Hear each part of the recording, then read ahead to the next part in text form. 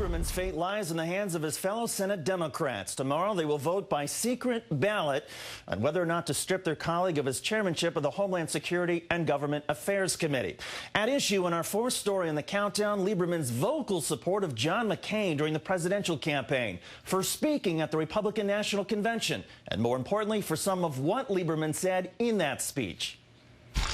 When colleagues like Barack Obama were voting to cut off funding for our American troops on the battlefield, John McCain had the courage to stand against the tide of public opinion. As we know, Obama voted against a version of the bill that didn't include a timeline for withdrawal and for the one that did. In the meantime, Senator Tom Carper from Delaware today became the fourth member of the U.S. Senate to publicly condemn Lieberman. He told the Hill newspaper that he would not rule out stripping him of the coveted gavel. Quote, "There need to be consequences, and they cannot be insignificant." Carper joins Patrick Leahy, Bernie Sanders, who doesn't get to vote, and Byron Dorgan, all of whom have gone off on Lieberman on the record.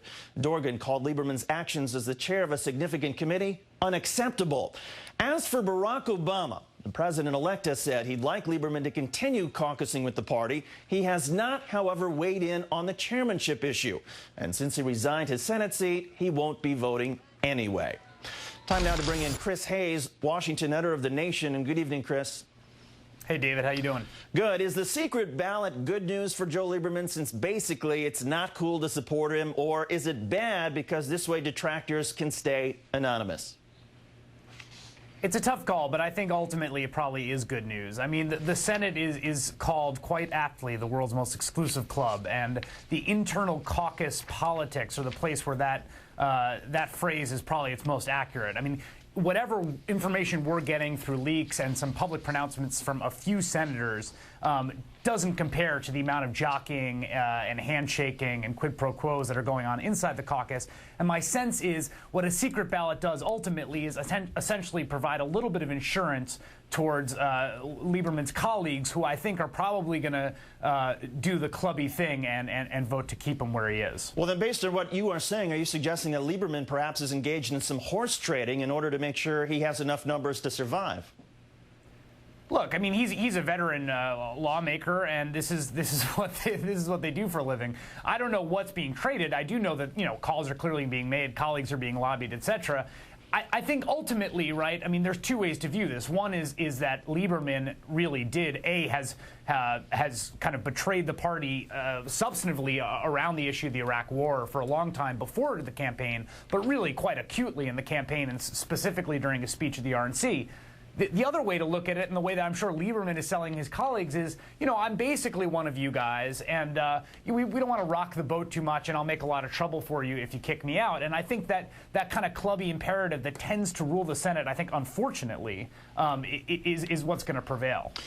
Barack Obama told Senate Majority Leader Harry Reid that he wants Lieberman to stay in the Democratic caucus, and he's staying out of the chairmanship battle. If Obama got over it, shouldn't the rest of the caucus as well?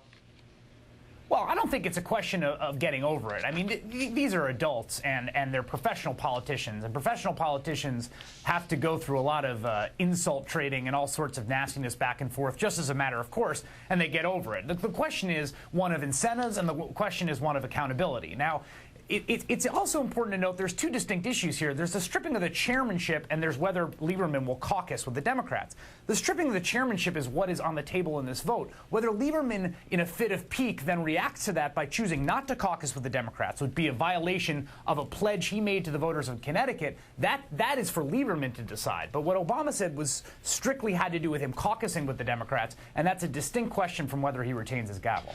NBC's own Capitol Hill producer is citing sources familiar with negotiations who say that Democrats are expected to let Lieberman keep his chairmanship and seniority, but give up the gavel on the subcommittees he chairs. Wow, losing the gavel on a subcommittee, that's rough stuff. I mean, good grief, is this really punishment that they're meting out?